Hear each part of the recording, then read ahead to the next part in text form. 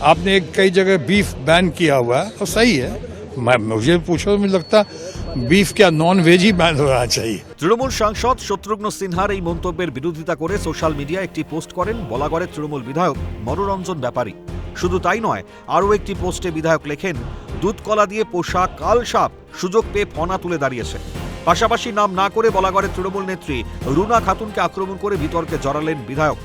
এই পোস্ট ঘিরে বিতর্ক দানা বাঁধতেই নিজের সপক্ষে বিধায়কের যুক্তি, আমি বাঙালি, বাংলা আমার প্রাণের ভাষা, আমাদের পোশাক, খাদ্যাভাস, ধর্মচারণের ওপর বিভিন্ন স্তর থেকে বিভিন্নভাবে আক্রমণ চলছে।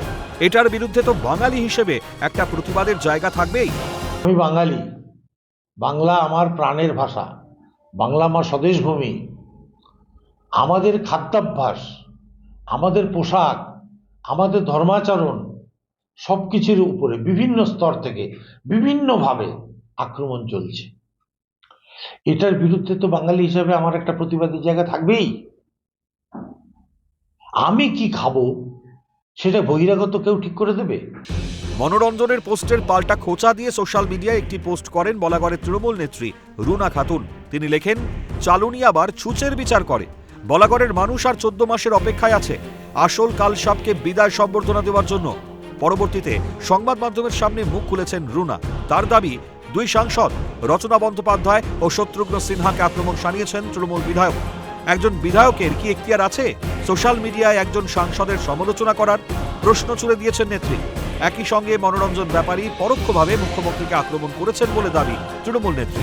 তিনি দুধ কলা দিয়ে কালসাপ পুষেছে, কে পুষেছে এটা তো পরোক্ষভাবে উনি মুখ্যমন্ত্রীকেই বললেন।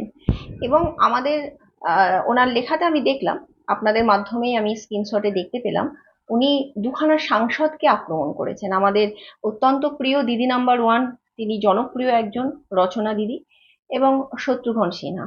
এমএলএর কি সত্যি এখতিয়ার বা অধিকার আছে একজন সাংসদের সমালোচনা করা, তাও আবার সোশ্যাল মিডিয়ায়? নিশ্চয়ই না। আর তো 14 মাসের অপেক্ষা মাত্র।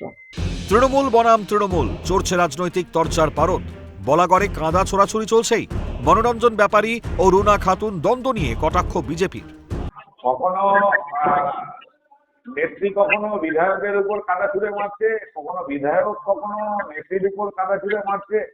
মানে এগুলো চলছে, শুধু এই বিষয় বলে কথা না, সার্বিক যে কোনো বিষয়। বছর ঘুরলেই 2026-এর লোকসভা নির্বাচন। তার আগে অন্তর্দ্বন্দ্বে জড়িয়ে পড়ছে শাসক নেতারা।